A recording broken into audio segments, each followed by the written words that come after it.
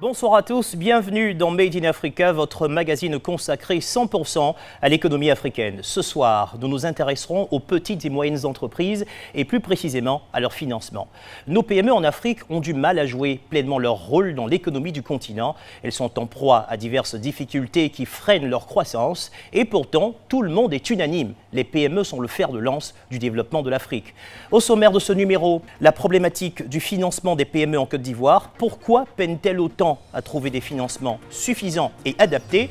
Quelques entrepreneurs parviennent tout de même à mobiliser les ressources nécessaires au démarrage et au développement de leurs activités. Comment font-ils pour s'en sortir? Quelles sont les options qui s'offrent à eux? Nous irons ensuite à la découverte d'une start-up Kiro Games spécialisée dans la création et la production de jeux vidéo. À la tête de cette entreprise, Olivier Madiba et ses associés sont parvenus à contourner le système classique de financement pour financer et lancer leurs projets. Leur idée, passer par du financement participatif, en anglais crowdfunding. Et puis nos invités, des spécialistes dans le domaine, répondront à nos questions sur la thématique de l'émission Entrepreneurs recherche financement désespérément.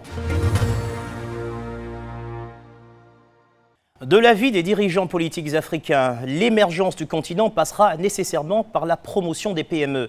Même son de cloche du côté des dirigeants du secteur privé et des institutions régionales en charge du développement. En Côte d'Ivoire, par exemple, les chiffres sont éloquents. Les PME contribuent à l'emploi à hauteur de 23% et représentent jusqu'à 98% du tissu économique formel. Les initiatives se multiplient donc en Afrique en faveur des PME, mais malgré tous les efforts, il y a toujours un os. Les petites et moyennes entreprises peinent dangereusement à trouver des financements.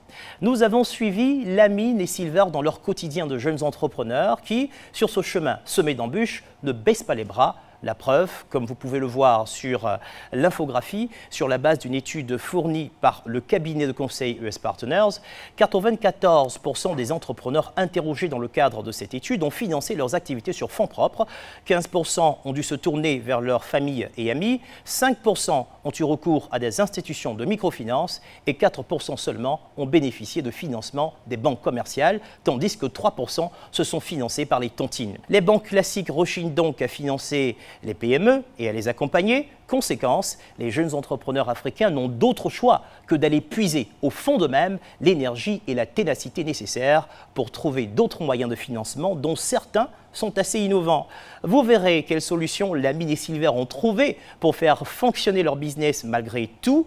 Entreprendre, un chemin semé d'embûches, un reportage de Maxence Fenninger, Omar Yameogo et Noël Kwaku. Abidjan, quartier de Williamsville. Lamine, jeune entrepreneur de 33 ans, dirige une usine de torréfaction depuis 6 ans. Il produit jusqu'à 1 tonne par jour de café 100% ivoirien. Expliquez-nous un petit peu ce que vous faites ici. Nous sommes torréfacteurs, production et vente de café moulu. On va dire de façon basique, on grille le café, on espère obtenir certaines couleurs et puis on a des mélanges spécifiques. On arrive à faire sortir en moyenne 1 tonne par jour maintenant et on vend exclusivement sur le marché traditionnel. C'est comme ça l'activité se passe dans sa façon la plus basique. Lamine a lancé son entreprise Ava Café grâce à un don familial de 5 millions de francs CFA. En 2010, il avait seulement 4 employés. Aujourd'hui, 18 personnes travaillent pour lui. Vous avez commencé votre activité comment? Avec quels moyens? Avec une grilleuse familiale. Ouais, mais c'était, disons, c'est sans grand moyen, quoi. Au fil du temps, on prend un moulin, après on garde un peu d'argent, on prend 2 moulins, ainsi de suite. Après, on a réussi à avoir un torréfacteur artisanal de 7 millions. Lui aussi nous a donné un peu plus de rentabilité.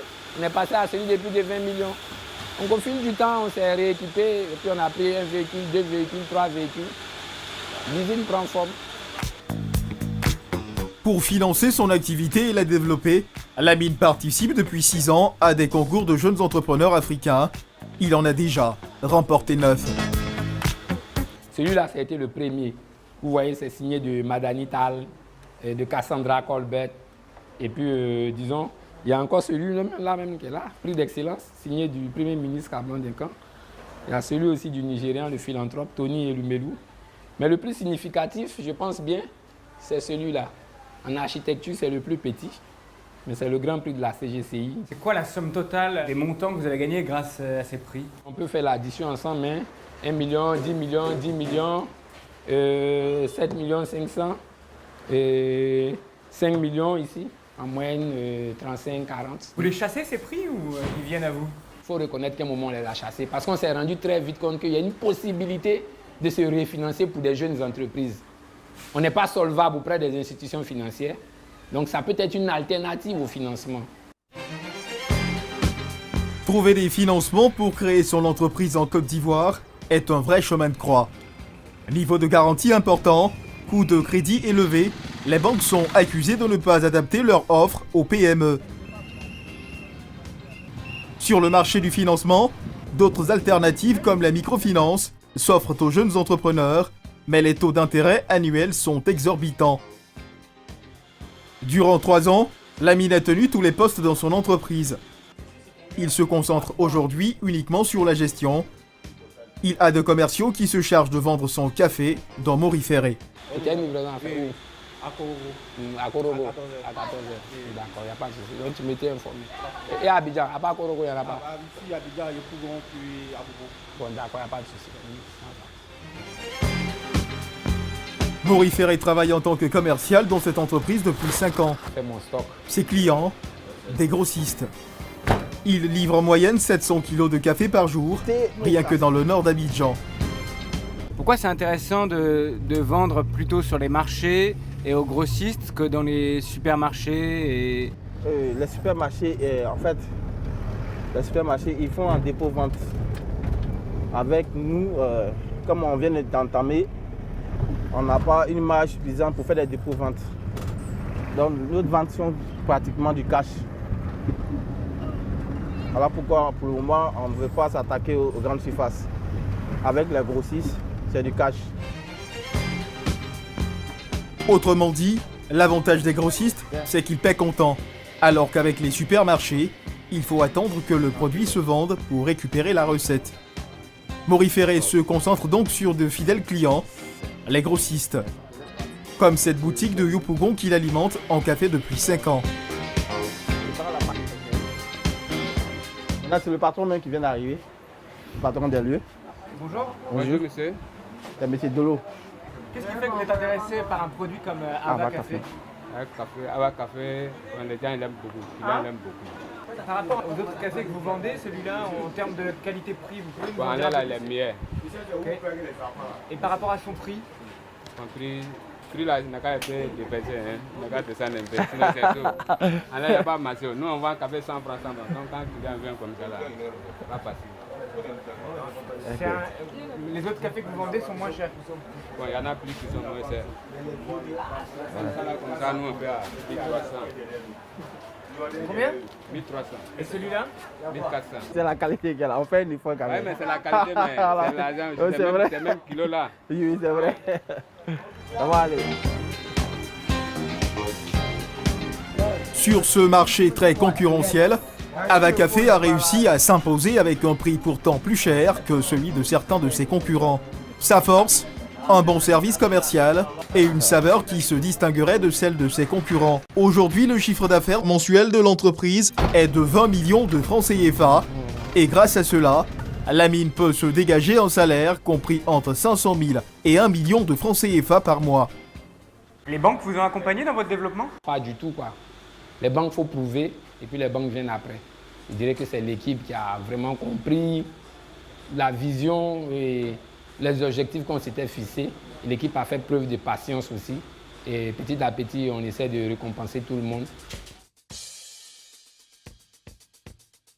Le mois dernier, une étude menée sur 4212 entreprises en Côte d'Ivoire a démontré que seuls 4% des entrepreneurs ont bénéficié d'un crédit bancaire pour financer leur activité. Un pourcentage anecdotique quand on sait que 94% des entrepreneurs se financent sur fonds propres. Tout comme Silver, 33 ans, titulaire d'un master en développement durable. Il vient de créer une entreprise de recyclage de déchets. La mine fait partie de ses soutiens. C'est bon? Oui, 5 sacs, c'est bon. C'est pas Aujourd'hui, on peu. va se contenter de 500 kilos. On reviendra dans une semaine comme d'habitude pour récupérer encore le reste. Ce qui est sûr, c'est la collaboration. Nous, on a besoin de vous Il y a pas de et problème. on est tout aussi heureux que ça puisse vous servir au lieu d'aller polluer la nature gratuitement. Lamine, pourquoi vous donnez vos déchets gratuitement à Silver? Ah, mais s'il peut valoriser ces déchets-là, c'est mieux que les jeter, moi je pense. Et puis, on les utilise pour faire du compost.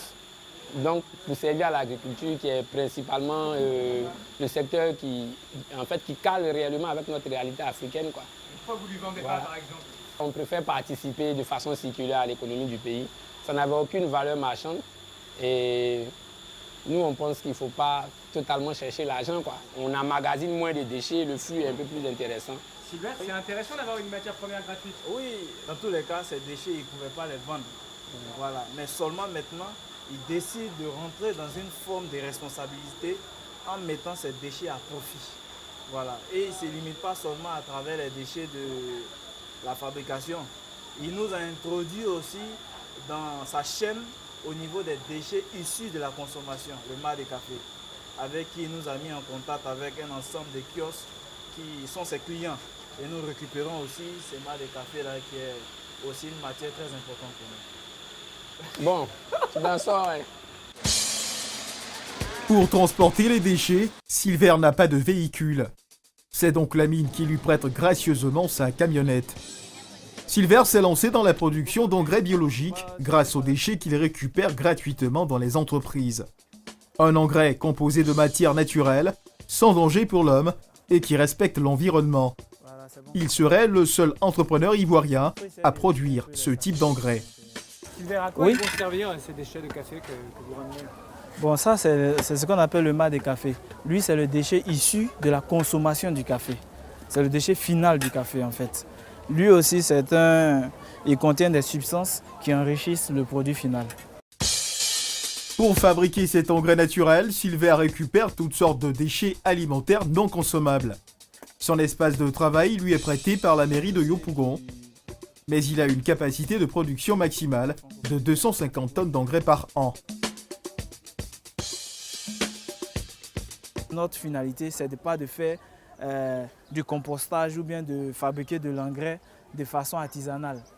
Voilà, on a un projet moderne, mais c'est faute de moyens que nous commençons par cette démarche-là. Stockés dans des box, les déchets alimentaires vont maturer durant 2 à 3 mois. Une fois tamisés, ils se transformeront en engrais biologiques.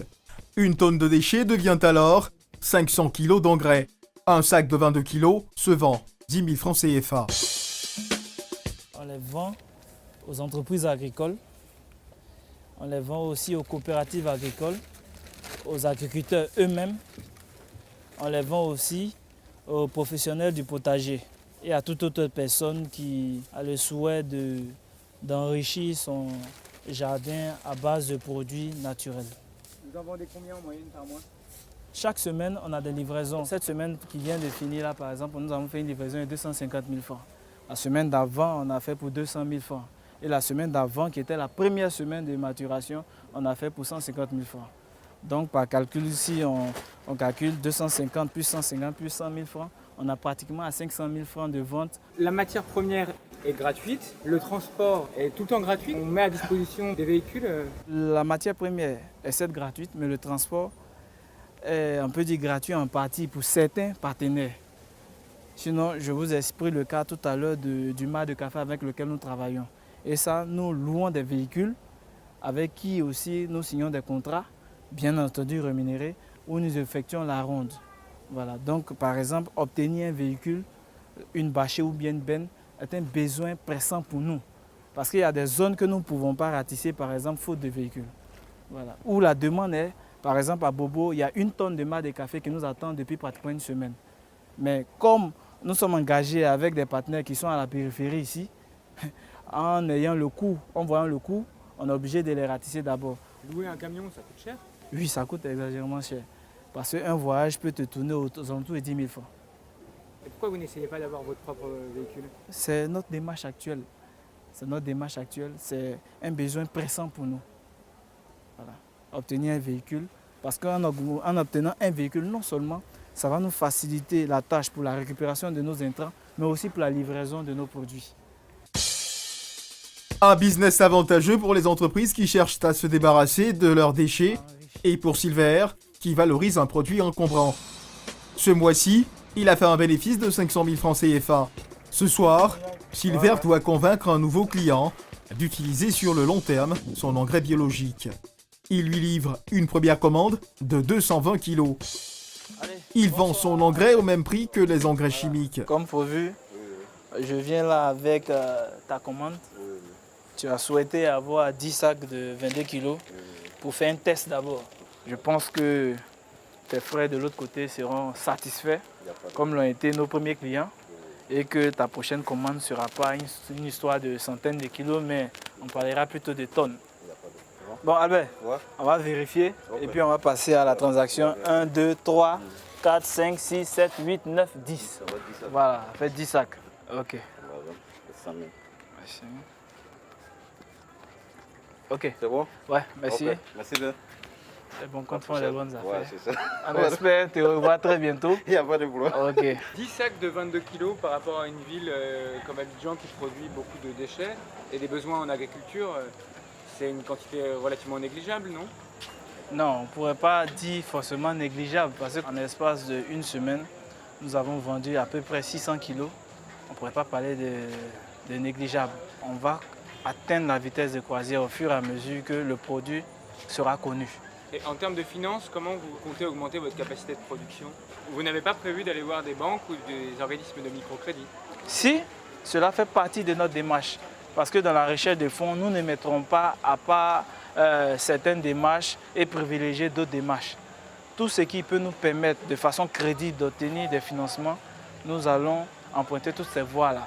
Parce qu'il nous faut des finances et il nous faut cela le plus vite possible pour rendre ce projet-là sous la forme industrielle telle que nous l'avons conçu. Silver vient de vendre pour 100 000 francs CFA d'engrais. Sur le marché ivoirien de l'engrais naturel, ses concurrents sont des entreprises européennes. Des concurrents de poids. Il cherche donc à augmenter sa capacité de production. Pour cela, il a besoin de 95 millions de francs CFA. La partie ne s'annonce pas facile. L'une des nombreuses conditions pour obtenir un prêt, justifié de minimum 2 ans d'activité.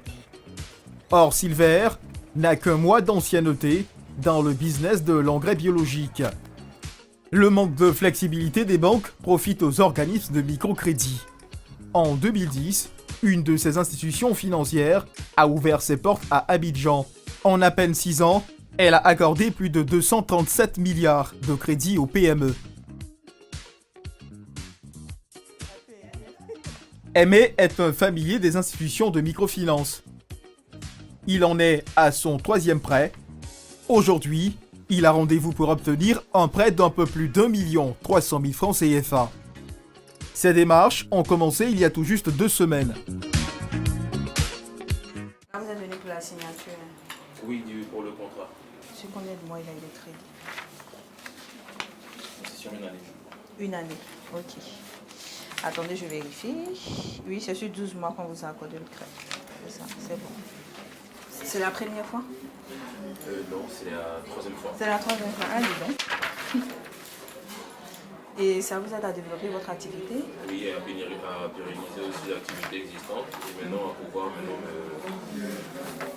me lancer dans des prévisions pour développer une activité encore un peu plus grande, plus importante.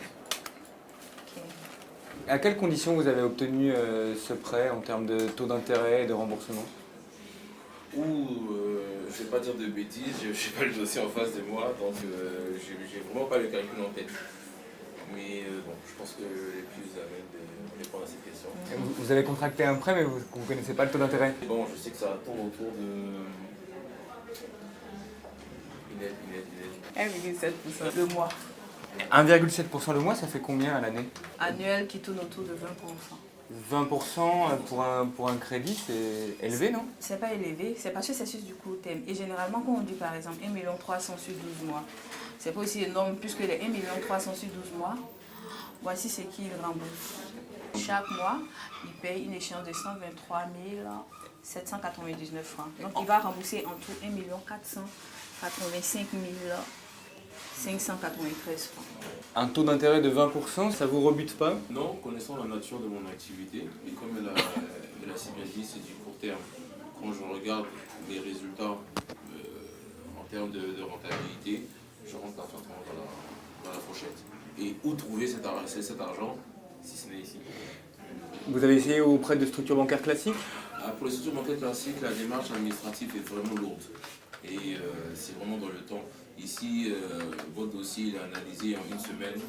Je veux dire, vous savez automatiquement si le crédit est accordé ou pas. En termes de garantie, qu'est-ce que vous pratiquez? En termes de garantie, on prend déjà l'aval. L'aval de la personne morale. Qu'est-ce que vous acceptez d'autre en garantie? Qu'est-ce Des qu'on biens accepte? également? On prend des biens, voitures, terrains, maisons, immeubles. Voilà. En quoi vous êtes différent d'une structure bancaire classique? Les structures bancaires classiques s'occupent plutôt des personnes qui ont des fonctionnaires, des personnes qui ont des comptes. Nous, par contre, on s'occupe des petits commerçants, des personnes qui sont exclues du système financier traditionnel. Des personnes qui, en temps normal, ne pourront même pas avoir 500 000 francs de crédit dans une banque. Nous, on s'occupe d'eux, on leur accorde des crédits, on les accompagne, on les aide à développer leur activité. En apparence, ces institutions de microfinance semblent moins regardantes que les banques pour accorder des prêts. Et pour cause, leur taux de crédit est en moyenne de 5 à 8 points plus élevé qu'une banque traditionnelle. De plus, les prêts accordés sont sur du court terme. Conclusion, les mensualités de remboursement sont faramineuses. Un risque important quand on démarre un business. Nous retrouvons Lamine, chez lui, sur son 31.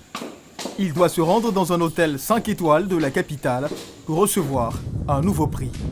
Et pas des moindres. Ici, parmi les lauréats. Ouais. 200 candidats ont présenté leur dossier pour ce prix de la francophonie. Seuls 35 ont été retenus, dont Lamine. La deuxième place revient à M. Bakayoko Mohamed Ali.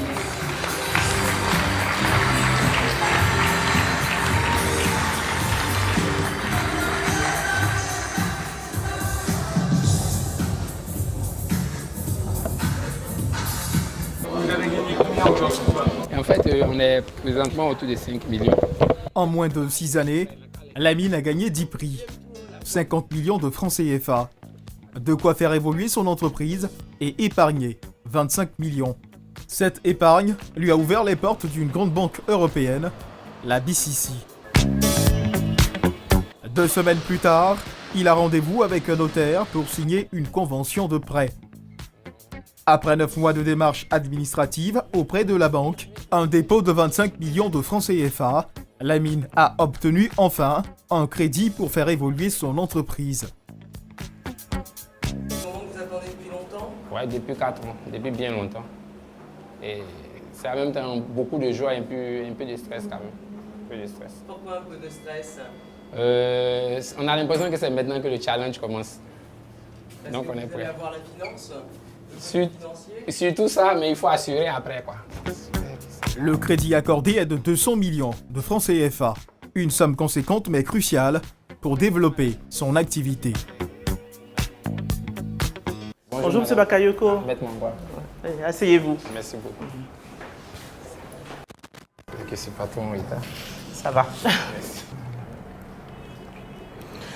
Donc c'est une convention de crédit entre la BCC et vous-même, enfin vous-même et la société Groupe Aboubakar Valentin, voilà.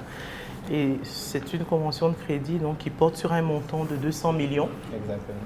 La mise en place du crédit se fera dès la signature de cet acte et la prise des garanties qui ont été prévues, mais ça c'est le notaire qui s'en occupe. Hein?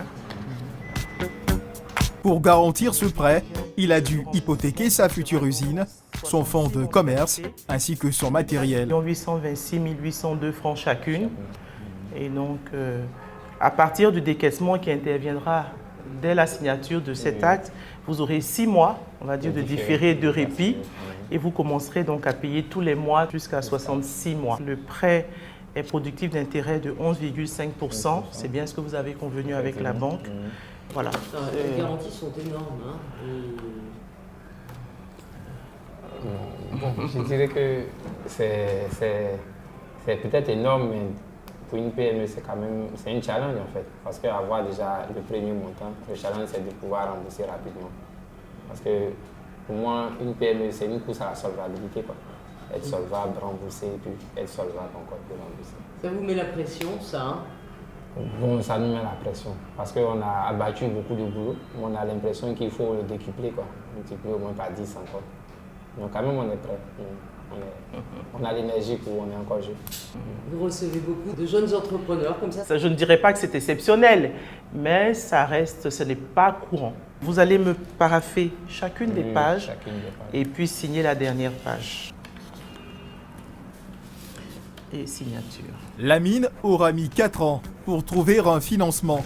Il n'a jamais baissé les bras et peut se targuer aujourd'hui de faire partie des 4% des entrepreneurs ivoiriens à avoir obtenu un prêt bancaire pour financer leur entreprise. Dans 6 mois, comment seront ces remboursements? 4 800 000 francs CFA chaque mois durant 5 ans. De quoi mettre la pression. Avec nous sur ce plateau, ce soir, nous avons un représentant du système bancaire en la personne de monsieur directeur général de la Société ivoirienne de banque, la CIB. Bonsoir monsieur Daouda Koulibaly. Bonsoir Stéphane. Le cofondateur également et directeur général du cabinet de conseil US Partners, grâce auquel nous avons ces études plus précises sur le financement. Bonsoir monsieur Eric Kakou. Bonsoir Stéphane. Et pour finir, un entrepreneur averti que nous n'avons plus besoin de présenter, que nous recevons ce soir en sa qualité de président de la commission entrepreneuriat jeune de la CGECI, le patronat ivoirien. Bonsoir, monsieur Pierre Magne. Bonsoir Stéphane. Alors, vous connaissez Lamine, vous l'avez rencontré à ses débuts. Tout à fait. Alors, qu'est-ce que cela vous inspire de le revoir, de voir où on en est, comment est-ce que les choses ont évolué? Je dois vous dire que je suis très heureux pour lui parce que c'est un garçon qui est certes ambitieux, mais qui est en même temps ténace et puis qui a vraiment beaucoup de motivation et qui doit... ça compte. Ça compte beaucoup. Moi, je pense qu'il faut vraiment avoir beaucoup de ténacité pour pouvoir réussir dans l'entrepreneuriat. Monsieur Eric Kakou, est-ce que c'est important que les entrepreneurs aient un certain nombre de qualités pour pouvoir convaincre les banques? Évidemment, je pense que des qualités d'ambition, de vision sont extrêmement importantes. Mais je pense qu'au-delà de ça, il faut comprendre réellement le métier dans lequel on s'engage. Donc ce que nous voyons souvent avec les jeunes, c'est le fait qu'il y a beaucoup de volonté, il y a beaucoup d'ambition, mais la compréhension de ce métier-là n'est pas forcément là. Et cette absence de compréhension est souvent, si vous voulez, le tombeau où toutes ces ambitions-là meurent. Mais dans le cas de Silver, c'est concret, vous avez vu son expérience avec ses petits pas. Vous, est-ce que ça vous parle? Est-ce que vous avez envie de l'accompagner, par exemple? Alors, Silver, ça parle, mais si je bien suivi dans le reportage, il a commencé il y a 1 mois. Donc déjà, donnons-nous en fait un peu de temps pour voir comment en fait son projet va maturer. Mais combien de temps, par exemple, est-ce qu'il devrait patienter? Ça dépend en fait donc des secteurs. Sur le secteur des Silver, qui a été un secteur un peu plus quand même compliqué que ce qu'on voit habituellement, on demandera peut-être 1 an, donc histoire d'observer et de voir qu'effectivement il y a un débouché, il y a un marché, son projet correspond à un besoin, et puis que lui-même, il a la capacité pour faire face, comme Lamine, aux différentes difficultés. Lamine, c'est vrai, au bout de 4 ans, mais on a quand même montré donc dans le reportage sa ténacité et son ambition. C'est quelque chose aussi que le banquier a besoin de savoir pour vous accompagner, que vous-même vous êtes impliqué dans votre projet. Donc on dit 1 an, 2 ans On dit en fonction donc du projet. Parfois, il y a des projets dès le début. La banque peut s'engager. Si c'est un projet effectivement qui est bien pensé, que le promoteur a un minimum de fonds propres pour s'engager, donc la banque peut venir donc en complément. La cible, à peu près, l'enveloppe consacrée au financement des PME à peu près?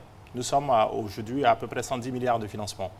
Donc selon en fait, donc, la définition de la PME. Et votre PME, c'est toujours en dessous d'1 milliard? On est d'accord? Non, jusqu'à 3 milliards. Jusqu'à 3 milliards. Et donc là-dedans, c'est pas seulement du financement classique, on a développé d'autres modes de financement comme le leasing, comme le confirming, qui permettent effectivement, qui correspondent, qui sont peut-être plus adaptés aux besoins donc, des PME. On aura On aura le temps d'en parler. Je vous propose à présent de suivre ce deuxième sujet. Rendons-nous en Afrique centrale et plus précisément à Yaoundé, au Cameroun, où de jeunes entrepreneurs ont créé les studios Kiro Games. Leur idée, avoir créé un jeu vidéo, Orion, qui s'appuie sur la culture africaine. Pour réaliser leur projet, Olivier et Dominique ont approché les banques, mais celles-ci n'ont pas senti le coup et ont donc choisi de ne pas les financer. Pourtant, il y a quelques semaines seulement, le jeu vidéo a retenu l'attention de Hollywood aux États-Unis, qui propose de l'adapter au cinéma, preuve que le projet était bel et bien viable. Ils ont opté pour un mode de financement alternatif, le crowdfunding. Le crowdfunding est ce système de financement participatif récent qui commence tout de même à gagner du terrain en Afrique. Les financements réalisés sur le continent grâce au crowdfunding ont atteint 16,3 milliards de francs CFA en 2015.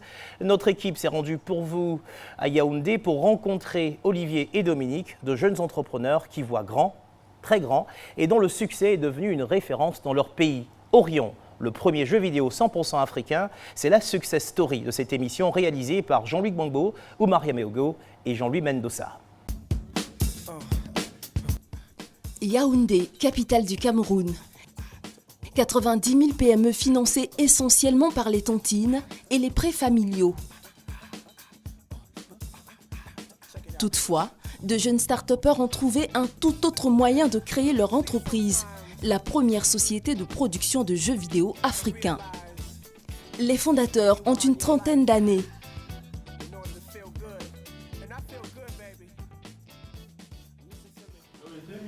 Wow, c'est toi qui as fait ça? Oui, c'est le jeune Didier. Il a du potentiel. C'est bien. C'est moi qui ai formé Georges qui est là-bas. Olivier, ingénieur informaticien, assure la gestion de l'entreprise. Dominique, infographe de formation, est le créatif de la boîte. Là, c'est, on va dire, le centre de contrôle, le centre de création du jeu, de la créa des jeux. Donc là, c'est un peu le pôle artistique complet. Il y en a qui sont en déplacement. Et là, c'est les programmeurs. Là où c'est très calme, là au coin, c'est les programmeurs. 18 personnes travaillent dans cette entreprise. Les fondateurs ne manquent pas d'assurance. Alors quand ils parlent de leur jeu, c'est tout un art. Nouvel ami. Dans les points de vente, on s'est rendu compte qu'il fallait que le jeu soit présenté de façon un peu plus, on va dire, sexy, attractive, voilà, c'était le mot. Donc on est allé commander des présentoirs pour que les gens puissent prendre le jeu et tout ça. Donc voilà un peu à quoi ressemble le présentoir. Il y a beaucoup d'analogies à la réflexion actuelle de la génération africaine actuelle sur notre place en effet dans le monde qui change avec le fait de rester proche de nos racines, mais de s'adapter aux, on va dire, conflits géopolitiques, tout ça auquel on est mêlé, qu'on le veuille ou non. Donc, le jeu parle beaucoup de ça, de façon imagée, mais beaucoup. Donc, les Africains qui le finissent, en général, nous écrivent toujours pour dire « Waouh, merci ». En fait, c'est clairement un chemin initiatique sur le chemin du leader intérieur, en fait. C'est ça l'histoire. Voilà. Mais quel est donc ce jeu qui a une portée si philosophique ? Lancé en avril 2016, le jeu Orion est un jeu d'aventure mettant en scène des personnages africains confrontés à des réalités locales. Sa force, c'est qu'il séduit en Afrique, mais aussi en Chine, en Corée, en France et même aux États-Unis. Aujourd'hui, le jeu comptabilise 4500 joueurs dans le monde. Pour lancer cette start-up, Olivier et ses associés ont effectué une levée de fonds grâce au financement participatif. En août 2014, je crois qu'on a sorti une des premières vidéos du jeu qui a eu un très bon écho et les gens sont encore dit qu'ils voulaient investir et voilà. Donc voilà notre Instagram et on a bouclé la levée en avril 2015. Donc on a fini clôturé en avril 2015. À ce niveau même, les gens nous agressaient presque pour qu'on prenne leur argent d'ailleurs. Donc ici, ça montre un peu comment la levée de fonds a eu lieu. Avril-mai 2015, on a atteint les 120 millions voulus. Ils sont les premiers Camerounais à utiliser ce système. Alors, comment fonctionne le crowdfunding ? Pour commencer, il faut poster sur un site spécialisé en la matière son projet d'entreprise et déterminer la somme dont on a besoin. Les internautes séduits par le projet peuvent alors apporter leur contribution sous forme de dons, de prêts ou de prise de participation dans la société. La société Kiro Games appartient désormais à 43% d'actionnaires virtuels. En 2 ans, ces jeunes start-upers ont réussi à lever 120 millions de francs CFA grâce à plus de 1000 donateurs et 88 actionnaires.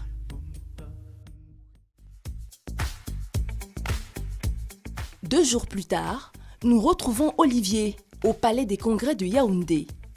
Dans cette salle, la crème de la crème des entrepreneurs.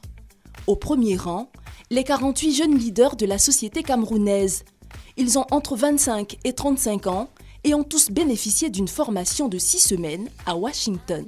Chaque année, le gouvernement américain sélectionne 1000 jeunes leaders africains prometteurs ou établis et on fait 6 semaines de formation aux États-Unis en leadership et professionnel pour renforcer nos capacités et venir transmettre à d'autres jeunes sur le continent.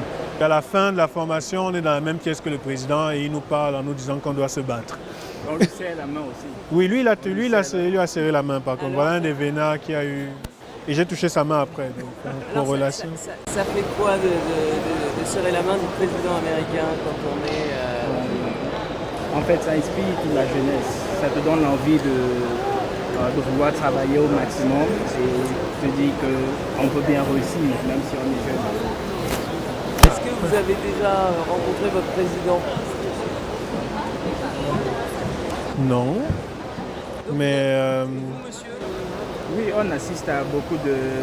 Bien qu'on ne le salue pas, mais... Oui, le boulevard du 20 mai, on a le droit d'être là. Vous avez serré la main du président américain avant de serrer la main de votre président. Bon, il faut dire que notre président est très occupé aussi. C'est un peu plus compliqué de le rencontrer, j'imagine, en ce moment surtout. Le plus important, ce n'est pas de serrer la main. Le plus important, c'est qu'il y a des conditions qui font en sorte que quand nous sommes jeunes, nous pouvons travailler, qu'on soit dans le secteur de business ou gestion publique. Parce qu'à partir du moment où on a la paix et la liberté d'entreprendre, au final, c'est tout ce qu'on demande. Lors de ce forum, toutes les entreprises invitées en profitent pour exposer leurs produits. Le stand du jeu vidéo attire particulièrement les jeunes étudiantes en informatique. On a joué. Le décor, l'histoire. Quand tu jouais, tu voyais comment c'était 100% camerounais. Donc tu étais déjà surpris. Tu ne pouvais pas imaginer que c'était un Camerounais qui pouvait créer un jeu comme ça. Je suis très fière de mon pays. Yes. Honnêtement, là j'ai presque les larmes aux yeux. En fait, je savais que les gens nous appréciaient, mais je ne pensais pas que c'était autant. Près de 5000 jeux Orion se sont vendus dans le monde en tout juste 7 mois. Avec un tel succès, Olivier, gérant de l'entreprise, est devenu une référence en matière de recherche de financement.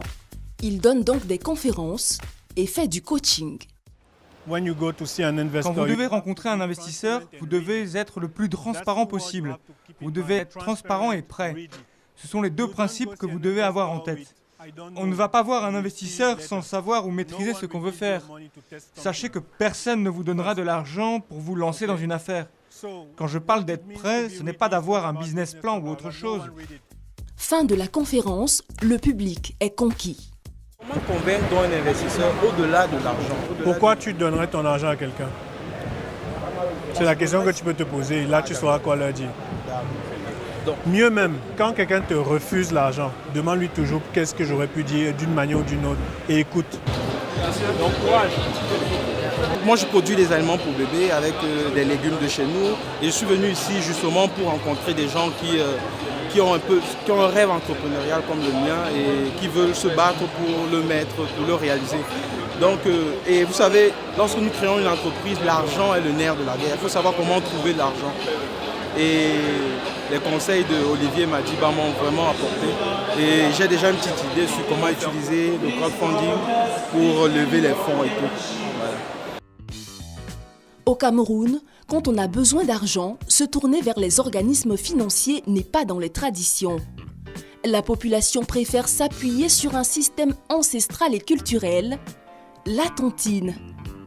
Cela fonctionne comme de véritables marchés monétaires. La limite d'emprunt est indéfinie et les sommes sont versées en un temps record.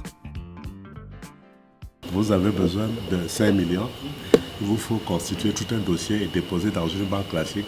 Vous n'obtenez pas les 5 millions, parfois même pas avant 3 ou 6 mois. Mais arrivé ici, en une seule soirée, vous venez avec... vous avez besoin de vos 5 millions. Il n'y a aucun dossier. Le dossier, c'est là. C'est comme nous sommes entrés ici. Et vous repartez avec les 3 à 4 pas 5 millions. C'est ça l'intérêt. Pendant 4 mois, 4 participants cotisent 500 000 francs CFA chacun. Sur cette table, on a désormais 2 millions de francs CFA.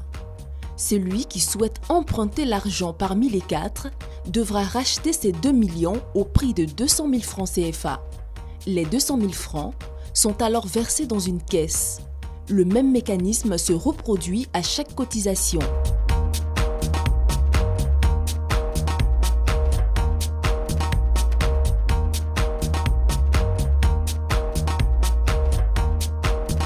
À la fin du cycle, la somme collectée dans le cadre des rachats est redistribuée aux 4 participants et prêteurs.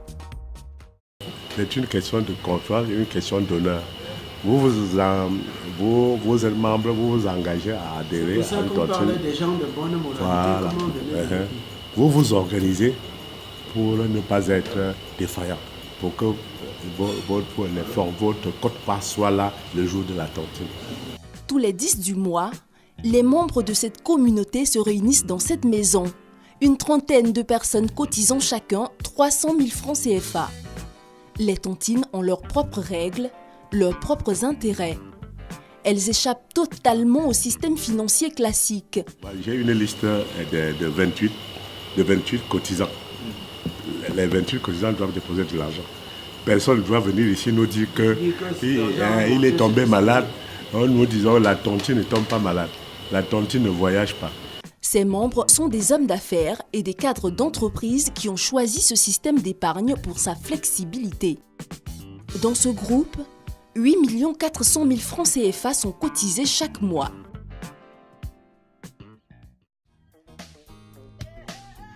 Direction Douala, capitale économique du Cameroun. C'est ici, dans cette grande surface, que nous retrouvons Isabelle Tiki, responsable commerciale de Kiro Games.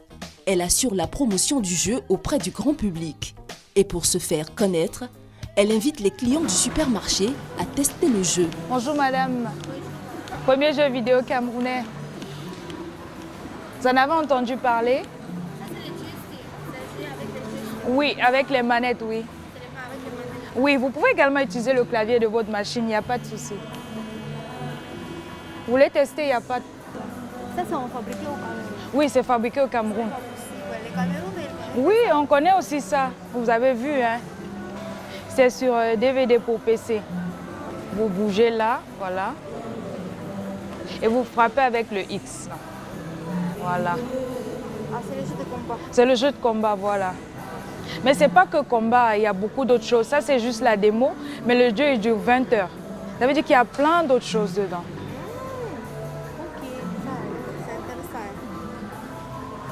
Vous êtes intéressé? Oui. D'accord. D'accord, ok. Il n'y a pas de quoi. Donc le DVD, il a 10 000 francs, 9 900. Vous avez vu, non? Voilà. C'est ça, oui. Ok, donc à la prochaine alors. Un emplacement stratégique dans le supermarché. Placé à l'entrée, Orion est aux côtés des jeux vidéo des plus grandes marques internationales.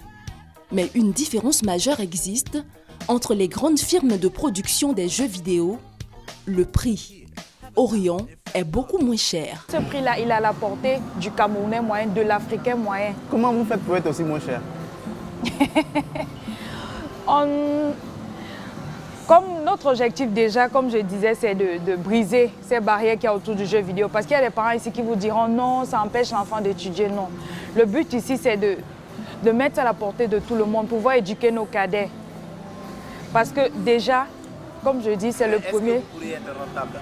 Oui, tout à fait rentable, oui, c'est possible. Avec ce prix-là, nous savons que nous pouvons être rentables. Nous avons au moins 10 personnes par jour qui passent pour se renseigner sur les jeux. sans compter ceux qui achètent le jeu. En 2 semaines de présence, nous allons déjà vers 40 DVD vendus. Vous êtes une toute jeune PME, une start-up, avec des moyens relativement limités. Oui. Alors comment se fait votre implantation dans un si grand cadre comme ce supermarché? C'est un accompagnement de la direction qui s'est dit, tiens, voilà des jeunes qui font quelque chose, qui peut marquer leur temps. Pourquoi pas les accompagner à des, je dirais, à des coûts relativement faibles. Donc quand vous louez le stand, c'est pour aider à combien? Je ne peux pas donner le prix parce qu'il y a des concurrents qui ont payé quand même. Et comme je dis là, c'est surtout un accompagnement. Ce n'est pas vraiment en termes de prix. Mais c'est aussi la participation de la direction pour nous aider à aller de l'avant. Nous avons beaucoup d'encouragement venant des parents, des frères, qui nous disent que c'est quelque chose vraiment qui va marquer l'Afrique, quoi. Et ça, c'est déjà notre objectif, conquérir le milieu du jeu vidéo africain. Fort de la réussite du jeu vidéo, Olivier et Dominique se sentent poussés des ailes et voient déjà loin, très loin. Alors, déjà, on peut dire qu'on a une espèce d'ossature sur l'évolution de nos projets. Voilà. Parce que Kiro Games n'est pas pensé que pour faire du jeu vidéo. Kiro Games est pensé pour devenir le pôle médiatique de l'entertainment en Afrique centrale. En fait. Une espèce de Google de l'entertainment en fait. Voilà. On est tous ici convaincus que le jeu vidéo est un excellent outil de développement et d'apprentissage. Donc on s'en sert comme outil pour éveiller les mentalités et aussi pour apporter de la technologie en Afrique. Tous ces projets sont déjà en cours de financement. Non. Non. On va bientôt relancer une grosse levée de fonds sur le sujet justement, mais pour l'instant non. On cherche une semaine au calme pour rédiger notre plan. Tout nous dire des fonds d'investissement que nous. Vous voulez combien, Kiro? On ne sait pas encore, mais on bosse dessus. Enfin, on a déjà des idées, hein, mais on essaye toujours d'être le plus professionnel et le plus précis. Parce que le problème, c'est pas de prendre l'argent, c'est de prendre l'argent pour faire quelque chose qui marche bien. Voilà. Ces jeunes entrepreneurs sont un modèle au Cameroun. Leur jeu réalise déjà un chiffre d'affaires de plus de 98 millions de francs CFA. Il y a quelques mois, ils ont été contactés par une maison hollywoodienne afin d'adapter le scénario de leur jeu sur le grand écran.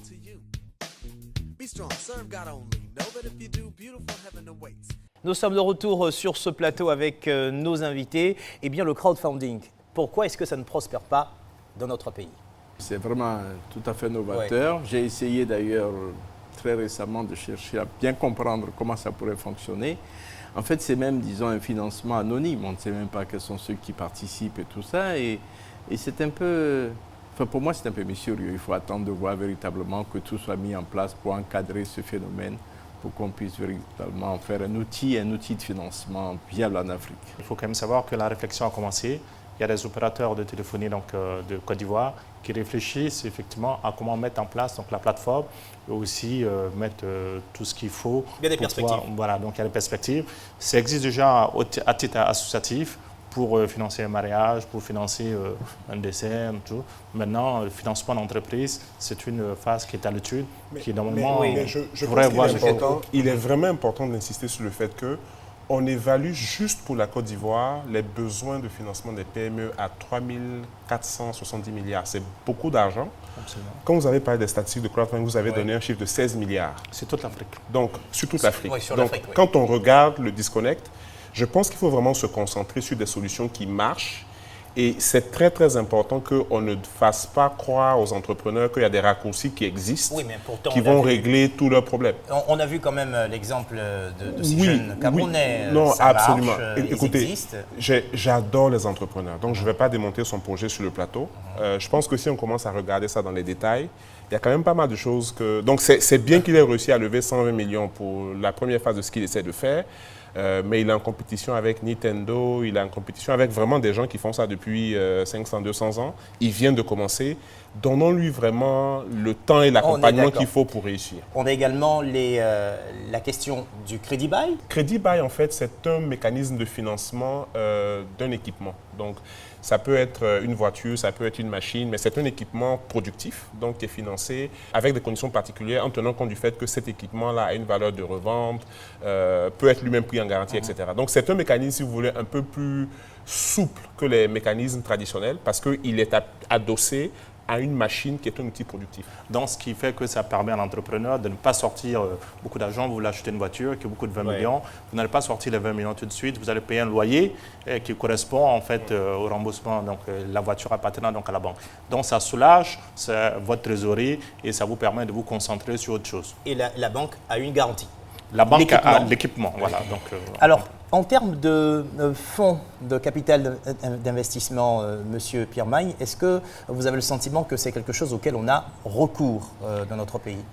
Alors, le problème qu'on pose est assez complexe parce qu'au départ, il faut que l'entrepreneur lui-même, disons, dispose au minimum de fonds pour démarrer son activité. Absolument. S'il n'a pas ça, c'est même pas la peine d'imaginer qu'il puisse monter une entreprise.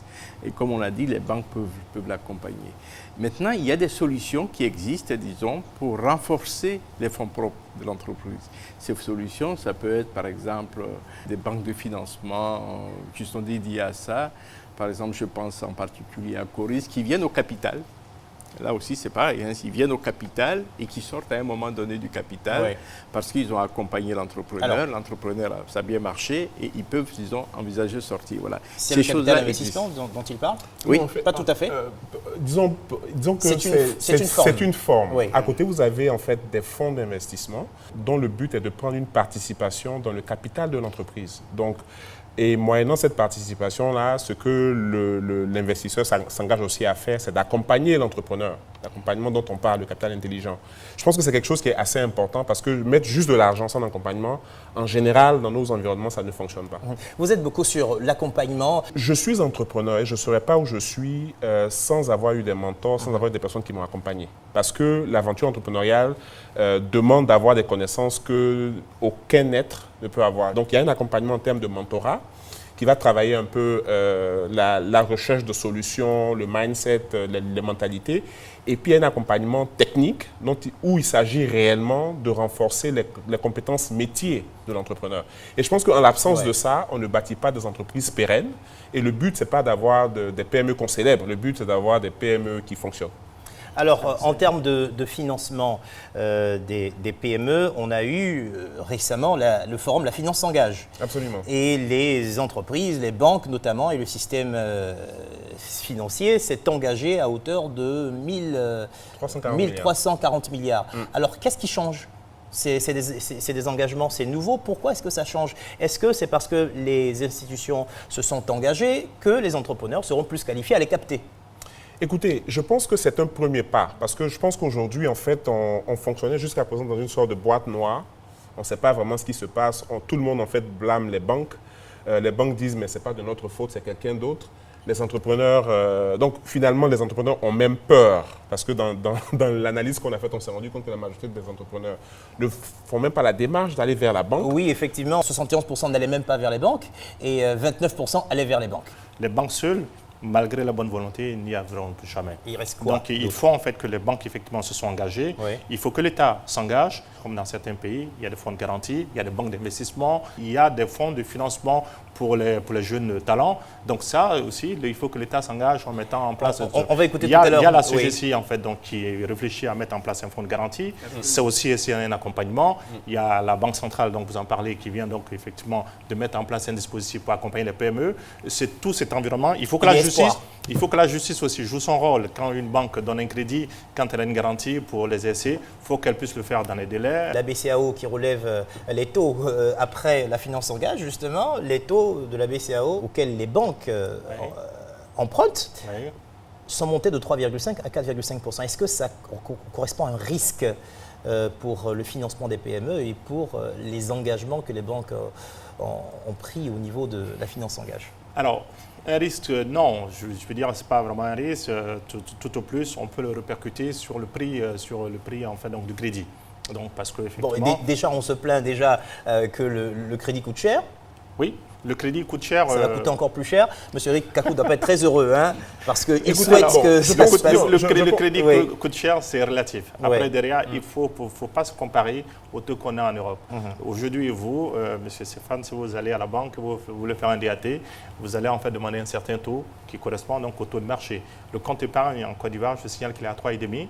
En Europe, le livret est en dessous de 1 maintenant. Donc, il faut remettre les choses en perspective. Monsieur Magne, est-ce que vous avez le sentiment que les choses évoluent? Est-ce que vous êtes rassuré? Parce que vous, déjà, vous vous engagez auprès de l'entrepreneuriat jeune au sein de la CGCI. Vous observez le marché des affaires en Côte d'Ivoire depuis des années. Est-ce que vous avez le sentiment qu'en termes de financement des PME, les choses avancent? Oui, alors, moi, je dois dire que déjà, ce forum qui vient de s'organiser sur la finance s'engage, est quelque chose d'exceptionnel. Et je dois dire que c'est quand même important une fois de voir les banques dire on a de l'argent pour vous. Voilà, on a mis 348 milliards, venez les chercher. C'est nouveau. Alors maintenant, c'est nouveau. Donc, il ne faut pas qu'on dise les banques ne veulent pas prêter. Les banques ont l'argent pour prêter, ça c'est clair. Maintenant, quels sont ceux qui vont aller emprunter? Est-ce qu'ils remplissent les conditions pour emprunter? Est-ce qu'ils sont organisés pour emprunter? Alors, attention, l'entreprise, c'est une aventure. Vous allez trébucher, vous allez tomber, il faut vous relever. Moi, où je suis, voilà ce qui m'est arrivé. Et donc, ça sert en même temps de motivation pour les jeunes qui ne se leurrent pas. On ne crée pas une entreprise pour dire on va décoller. Est-ce que vous sentez que les jeunes changent lorsqu'ils sont exposés à de la motivation? Totalement, absolument. Je peux vous assurer. Moi, je crois effectivement pour les jeunes, ce qu'il leur faut souvent, disons, pour pouvoir avoir le crédit, c'est le problème de la caution qui est difficile au niveau de la banque. Parce que la banque, disons, il faut qu'elle s'assure que, bon, il ne va pas perdre l'argent qu'on lui a demandé de garder, parce que l'argent, ce n'est pas sa banque, ce n'est pas son argent, c'est la banque des tiers qu'elle garde et tout ça. Bon, il faut que la banque puisse récupérer cet argent. Et si derrière, une institution comme la nôtre, le patronat, met en place un fonds de garantie qui dit oui, moi je rembourse s'il y a un pépin, il n'y a pas de problème. Et moi, je crois plus au fonds de garantie pour accompagner les jeunes dans leur développement et dans leurs projets. Dans chacun des cas, il faut commencer par comprendre les besoins des entrepreneurs dans le pays dans lequel on opère, connaître les acteurs et sur la base de ça seulement mettre en place un programme d'accompagnement qui fonctionne. Mais encore une fois, le but, ce n'est pas d'avoir des projets, non. C'est d'avoir des entreprises viables, des entreprises qui marchent, profitables, qui vont durer dans le temps, pérennes. On va donner l'occasion au banquier de dire un dernier mot. Oui. Monsieur Koulibaly. Alors, merci. Ce que je voulais dire, c'est que, on l'a dit tout à l'heure, donc à l'occasion des finances, du forum La Finance Engage, les banquiers ont pris des engagements. Mais c'est des engagements renouvelés. Parce que depuis, comme je dis, notre métier, c'est de faire donc du crédit. Et nous sommes résolument engagés à faire le crédit. Si vous prenez en fait donc l'évolution des crédits en Côte d'Ivoire, peut-être qu'on n'en fait pas assez. On peut en fait le concevoir. On ne fait pas assez, ça c'est sûr. Voilà, peut-être qu'on n'en fait pas assez. Mais on va y arriver. Mais nous sommes résolument engagés à financer l'économie. C'est une note d'espoir. Et aujourd'hui, en fait, donc, toutes les banques, si je prends donc la mienne, celle que je dirige, et les autres, nous avons commencé à chercher des solutions avant même donc, le forum sur la finance qui s'engageait. Nous avons signé donc des accords de partage du risque avec des bailleurs de fonds, comme la SFI, comme ARIS, comme l'African Guarantee Fund, pour nous permettre d'avoir des capacités de financer davantage les PME. Aujourd'hui, les lignes que nous avons vis-à-vis en fait, donc, de l'African Guarantee Fund, qui était $10 millions, sont pleines. Celles que nous avons avec la SFI, qui était en fait, donc, de $40 millions, sont quasiment pleines à 75%. Celles que nous avons avec Aris sont aussi quasiment dans la même proportion. Alors, donc, on va terminer sur une note d'espoir. Vous dites qu'il y a de l'espoir. Voilà, c'est-à-dire qu'en fait, nous finançons donc les PME. Oui. Mais comme Eric dit, des projets, en fait, des entreprises viables et qui sont capables de générer. Il faut quand même challenger un peu les banques. Oui, c'était le dernier mot quand même. Mais je ne sais pas si on vous permet de les challenger parce qu'on a envie. Ouais. Donc, j'aimerais les challenger sur 2 points. Oui. Le point numéro 1, c'est que il faut que les banques repensent la façon dont elles étudient le risque des PME. Parce que les modèles qu'elles utilisent ne fonctionnent pas pour les PME en général, ne fonctionnent surtout pas pour les PME africaines. Point numéro 1. Donc, ça va vraiment demander que les risk officers, qui sont vraiment les vrais patrons des banques, parce que c'est eux qui décident à la fin si l'argent sort ou pas, soient remaniés, un lavage de cerveau réellement. Deuxièmement, on parle de 1340 milliards pour 3600 milliards, on va dire, de besoins. Il y a un gap. Il faut que les banques travaillent avec tous les autres acteurs pour combler ce gap. Mesdames et messieurs, c'est la fin de cette émission. Merci à toutes les équipes qui ont travaillé à la préparation de ce numéro de Made in Africa. Je vous donne rendez-vous dans 2 semaines, le jeudi 5 janvier, pour un nouveau numéro de Made in Africa qui sera consacré au marché de l'éducation. Retrouvez-nous sur notre page Facebook Made in Africa 225 en un mot et sur le site web de la RTI www.rti.ci. Entre-temps, je vous souhaite de passer d'excellentes fêtes de fin d'année. Bonne suite de programme sur RTI 1.